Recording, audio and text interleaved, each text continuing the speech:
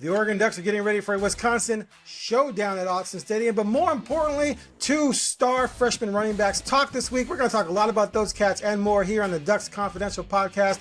I am Fentress of the Oregonian and OregonLive, and he is George Wrighster of the CW and the Unafraid Show. George, how you doing? I finally got all four cards to stick up here. Can you see them? I put tape on the bottom because they were falling over. You are doing the Lord's work over there, man. I just had to get all four up there. So before we get to the Ducks, I just have to say something real quick. So this morning, my phone was buzzing, and I kept ignoring it because I was in and out of sleep. I'm like, why are people texting me? And then I checked my phone. I've got like 10 text messages about Chauncey Billups in this whole FBI investigation into the gambling ring or what have you. And then I get a bunch of texts saying, aren't you glad you're no longer covering the Blazers? Yeah, I'm more concerned about Chauncey. Chauncey was a pretty good deal. We had a good relationship. I'm hoping that this is not what it looks like on the surface. But man, what a crazy time in the state to have that happen with the Blazers. Just when they actually looked pretty decent last night against Minnesota. Journalist, Aaron, if your phone starts blowing up, answer it. These are the rules. But they weren't calls, they were texts. That's different. It was ringing off the hook. That was different. It was just text messages. And I was in and out of sleep, so it's like, what?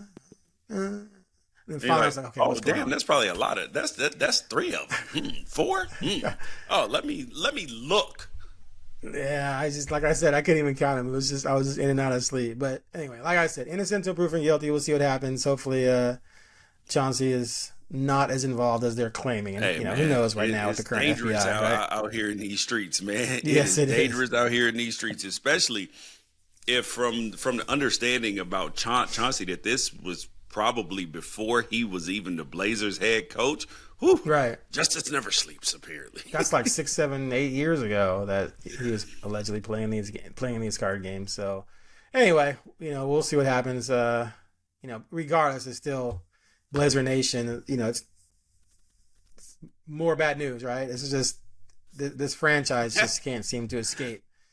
Oh, dude, it sucks. Bad it sucks news. Rooting for a poverty franchise that just can't just get out of their own way. Okay, we get it. You're a Lakers fan, blah, blah, blah. You guys buy star players every decade or so. I get it. Aaron, that was no diss against Portland fans. I'm just kidding.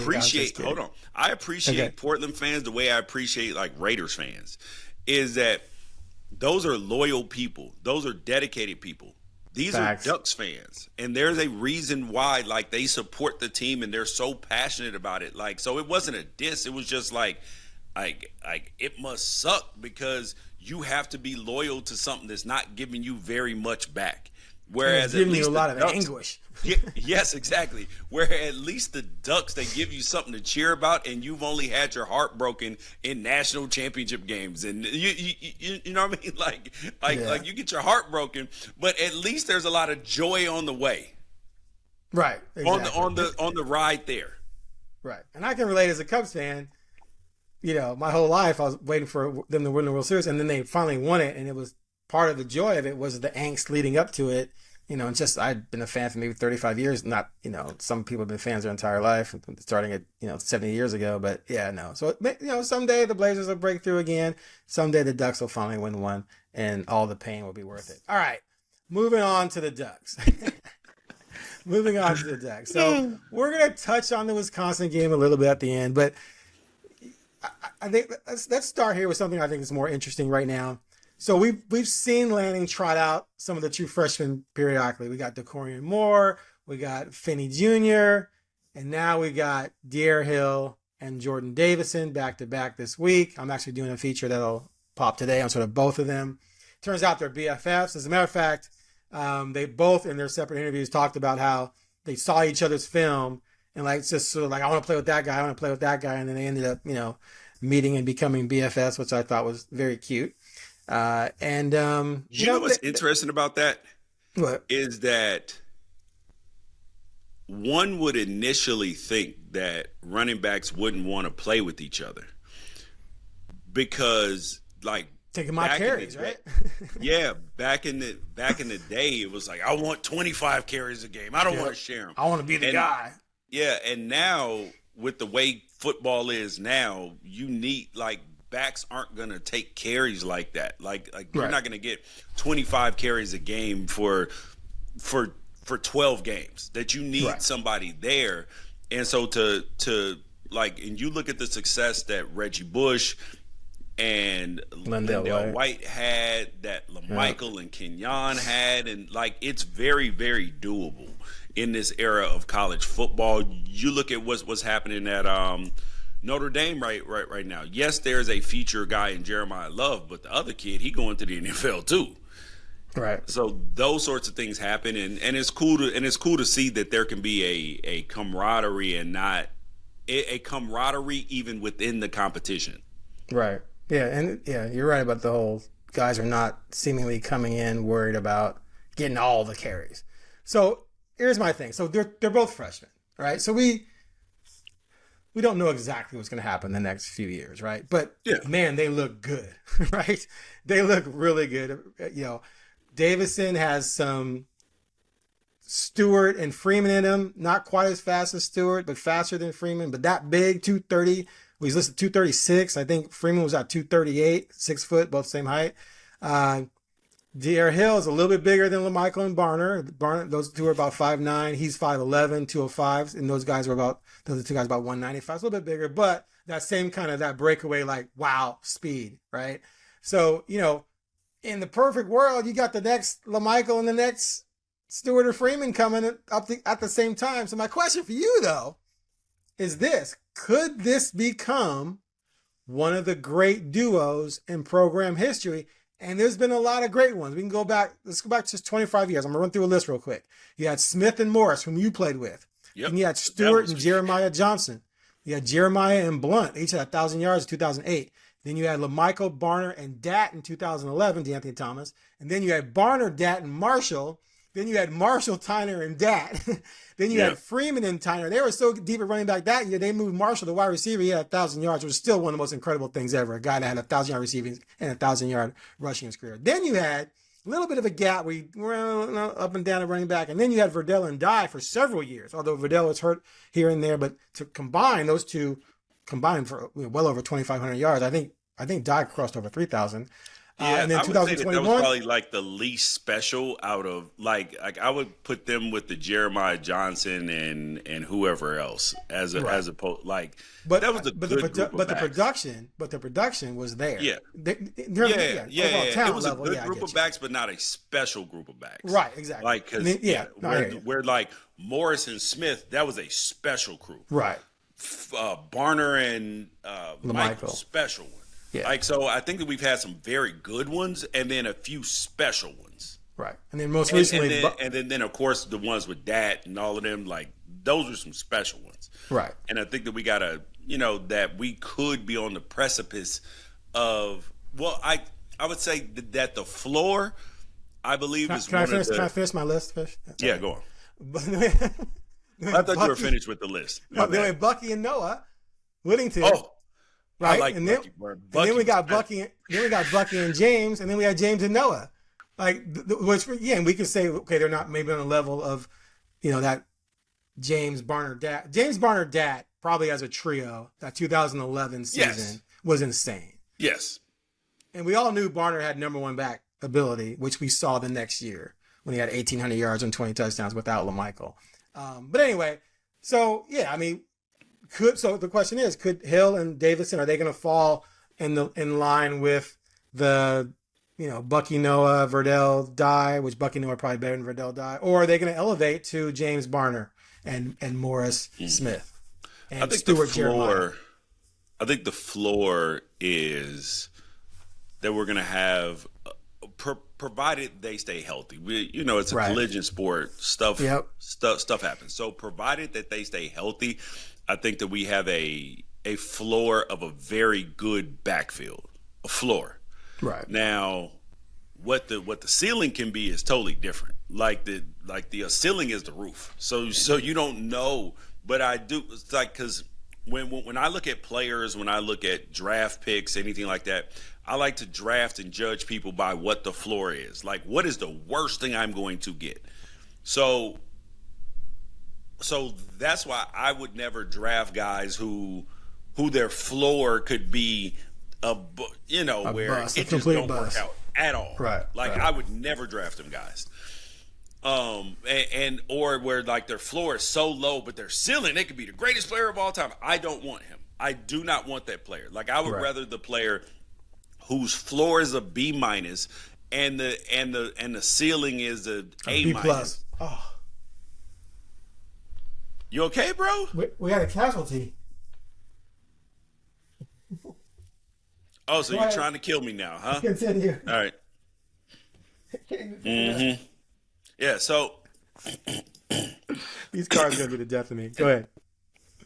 Yeah, so I think that I like players' floors way more than their ceilings. So I'd rather have a guy who has a floor of a B minus and a ceiling of an A minus than a guy who has a floor of a D and a ceiling of an A plus. Right.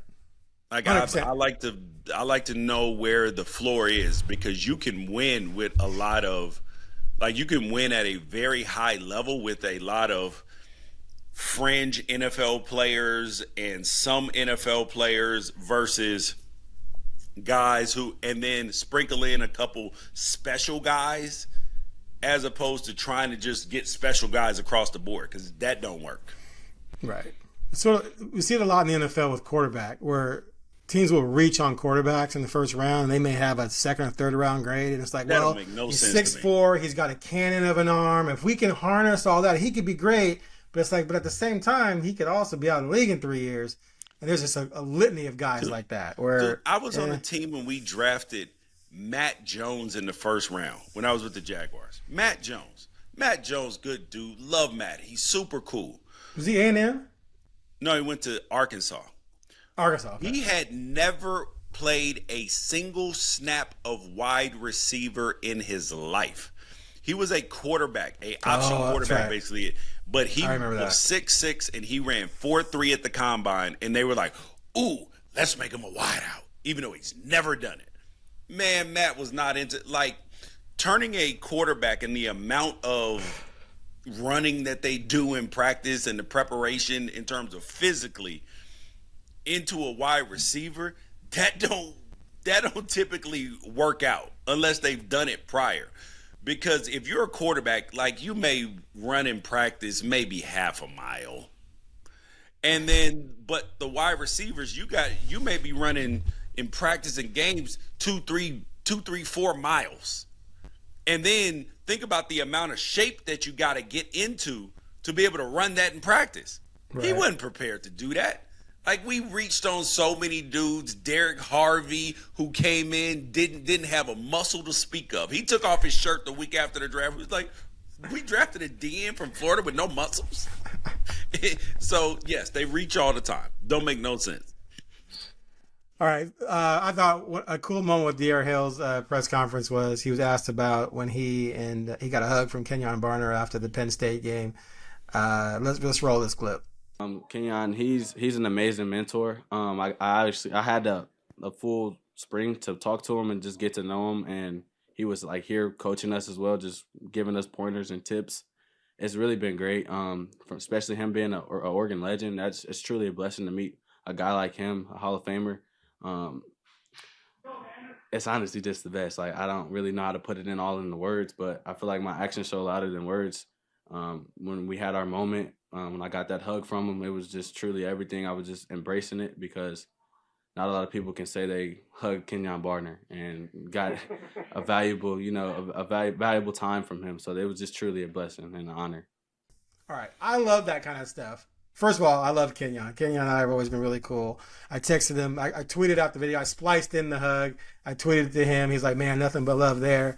And, you know how I am about history. I'm always bringing up history because I believe you respect the past, and then the future will respect you.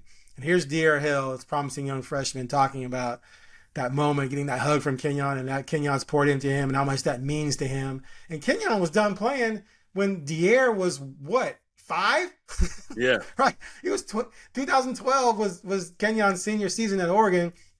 Dierre's a true freshman, so he's 19, so he was probably, that was 13 years ago. So yeah, like 5-6 years old. So I thought that was really cool. What'd you think of that? I loved it.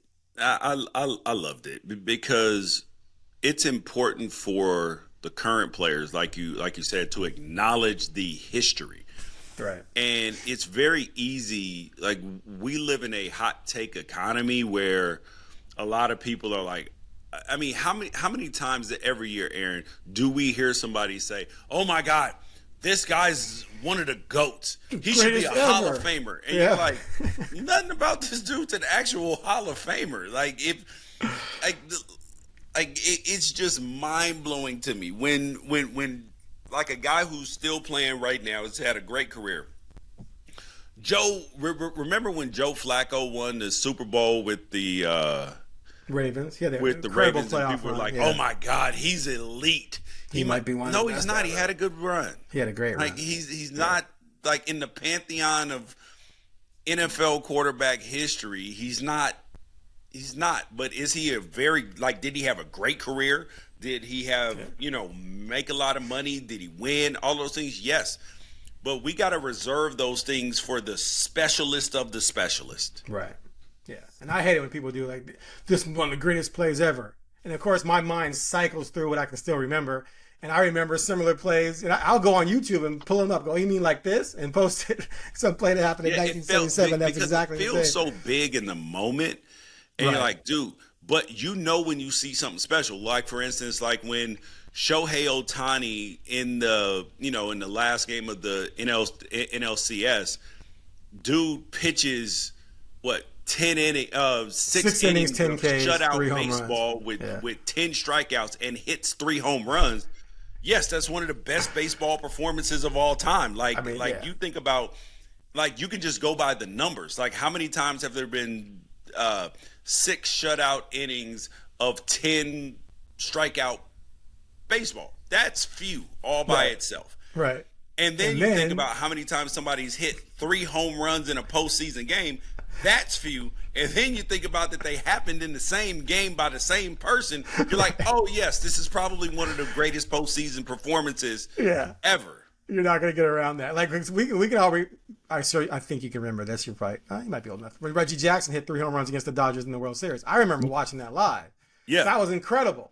But he didn't also pitch 6 innings. Yes, right? Correct. And that was the World Series, but still, he didn't pitch 6 innings. But someone brought up the fact that, and I love the fact that people can go in and find these stats. I guess Babe Ruth in a game, I think it was a postseason game, pitched 9 2/3 innings and went 5 for 5. I don't know how many home runs he had, but regardless, that's obviously a special too. But that's a situation. There's no doubt that's one of the best. Yeah. Anyway, so we have a small sample size on these guys so far, and we have to be honest, they've not played very good teams other than Indiana.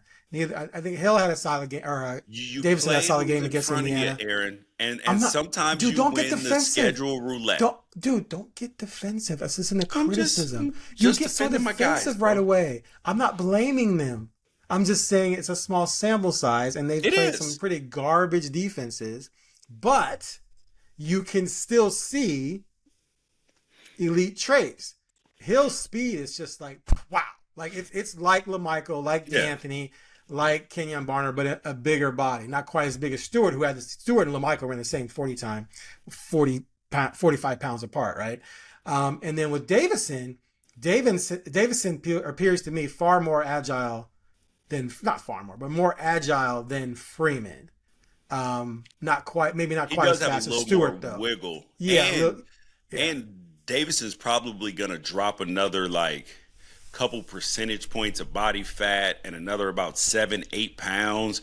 And so I'm actually excited about this kid for next year. If he puts in the work in the offseason, that's an NFL back. I'm telling you. So the potential is through the roof with those two. And it's just, when Davis, it's just different with certain guys. Like, a guy can break a long run, you're like, wow, that was good. But sometimes guys break a long run and it's that instantaneous turbo, right? And you're like, whoa. That's pretty special. So, it'd be interesting to see how those cats do. All right. Go ahead. I just thought about something that we did not put on the rundown that I wanted to bring up. Okay. And because of the last show, we were talking about remember we were talking about the quarterback situation. Don't say Miami again. Oh, okay, yeah. Oh, Nova Sad, yeah. Yeah. And remember, I came on and I said, I believe certain things, right? That I wasn't told and all that stuff. And turns out your boy was wrong. because remember Brock Thomas went in the game, and so I was like, yo, maybe they're trying to get a medical for Novosad, right? But that still technically could be true, but you had Dan Lanning, because people were wondering, they were like, why is Brock Thomas in the game in front of Luke Moga and in front of Novosad? And he said Brock Thomas has earned those reps in practice. He didn't like specify a depth chart, but I do love the fact that everything is fluid every single week, that you have to earn your spot every single week. And he said Brock Thomas has been balling in practice and he's been doing a good job and that he's earned some reps. Now, however, do you think that might have been some coach speak though?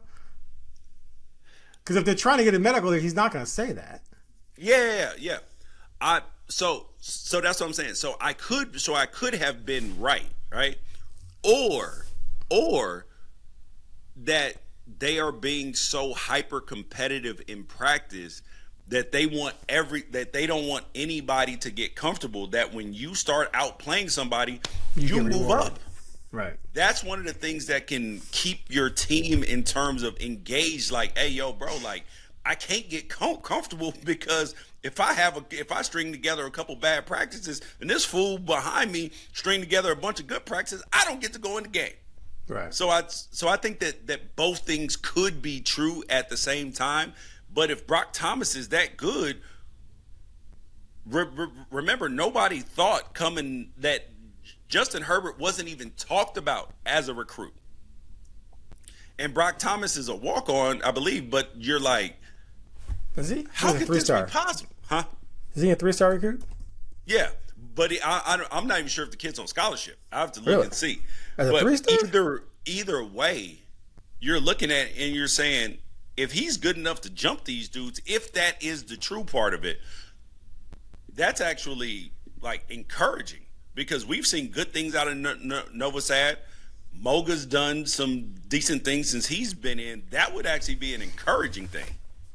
That would be a huge upset if Novosad goes from competing for the starting job, and according to you, he was pretty close in the race, to now being beaten out by a 3-star walk-on. That's an upset. The bottom line is we won't know for sure until Dante goes down in a real game. That's in doubt. Let's pray that does not happen. Right. But even if it's for like a series or so, that's when we'll probably know. Yeah.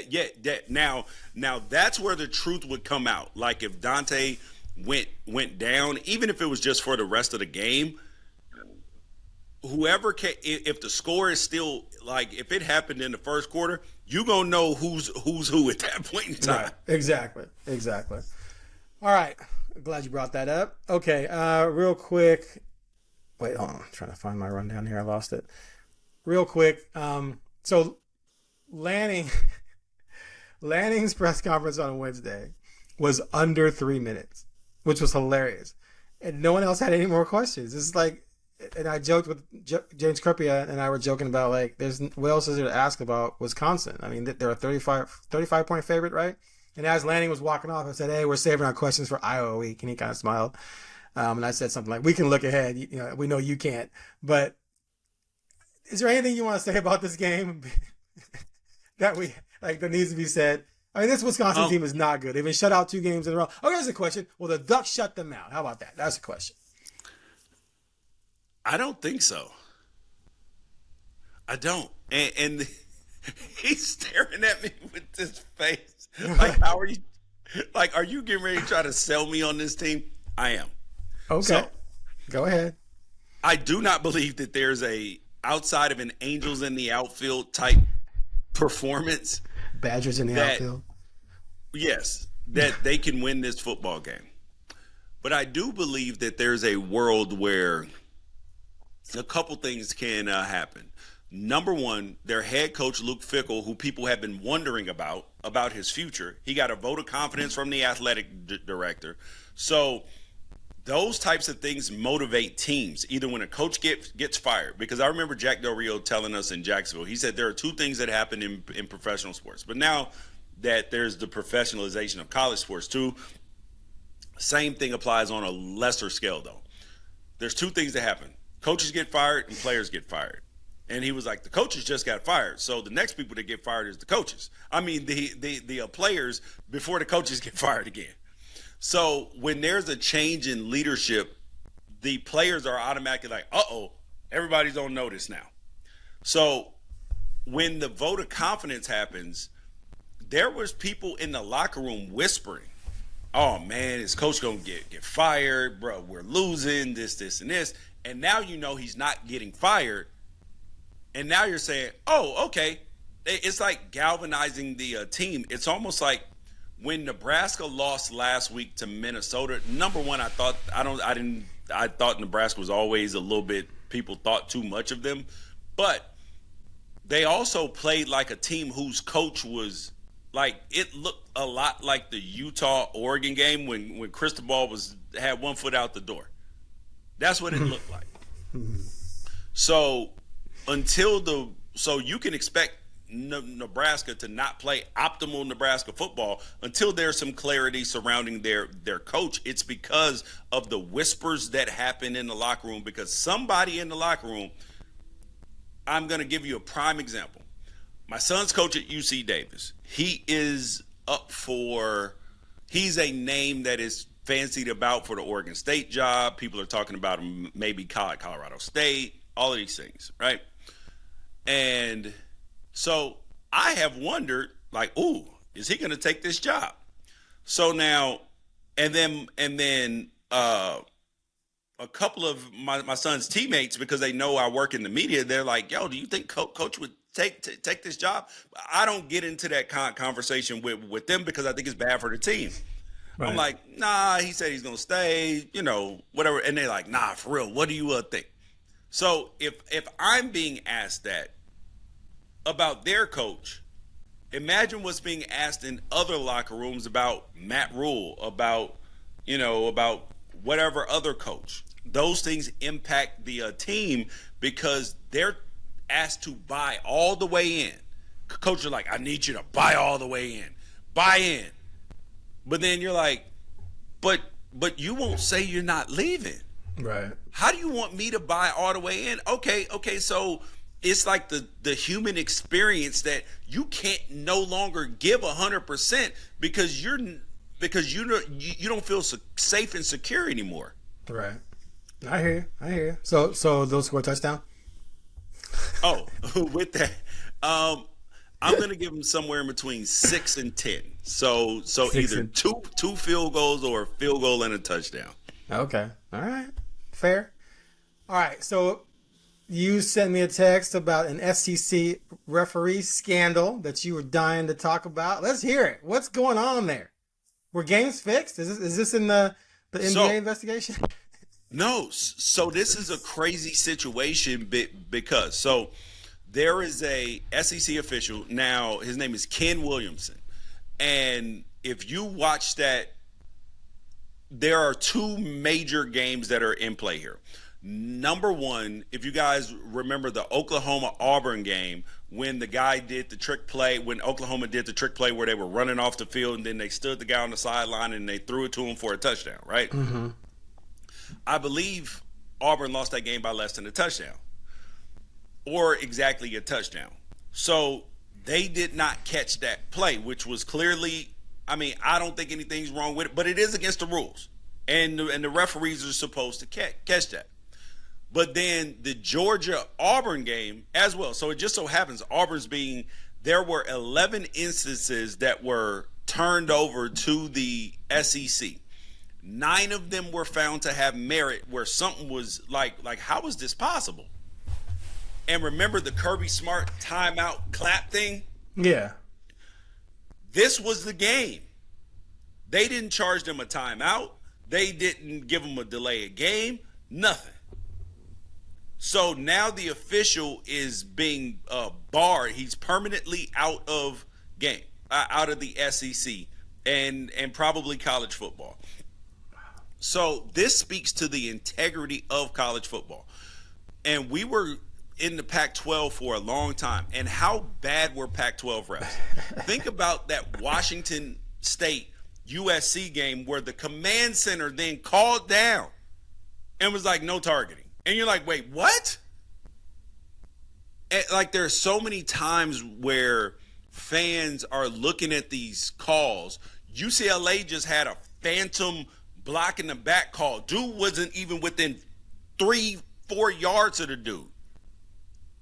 And they call, and you're like, this is weird. So now people are questioning the integrity of the game and the integrity of the officials, because there's a difference, Aaron, in saying, all right, we blew these calls and we're going to reprimand the referee, and permanently banning a guy who's done a lot of postseason games and all of this stuff, because that makes you think,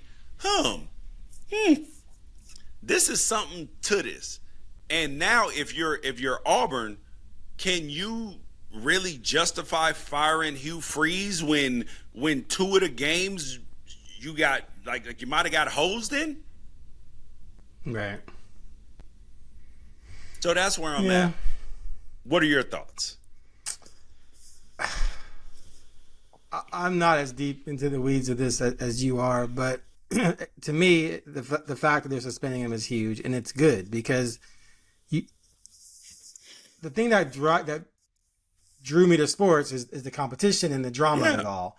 And the last thing you want are officials messing up the games because they're either incompetent or there's something more going on, because that just ruins everything. And if you ruin the integrity of the game, then you're going to lose the fan base, because people are going to be like, that's just not real. And bad calls happen. We all know that. History's filled with bad calls.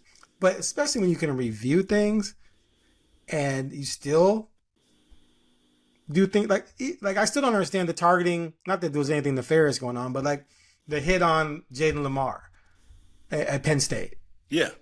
How was that not target? Oh, because he was a moving target and his head came down. No, dude led with the crown of his helmet and hit another kid just smack dead. I mean, things like that make fans go, "What is going on? How's that a thing?" Yep. So I like the fact that they're doing this, because you got to maintain the integrity. Period. And that's one of the reasons why people ask, how come someone, if they gamble on sports, will get a harsher punishment than someone who committed domestic violence or a crime? And it's like, I'm not saying morally it's the same thing, but it's because leagues know that if you allow gambling to happen, you ruin the entire league. Yep. Period.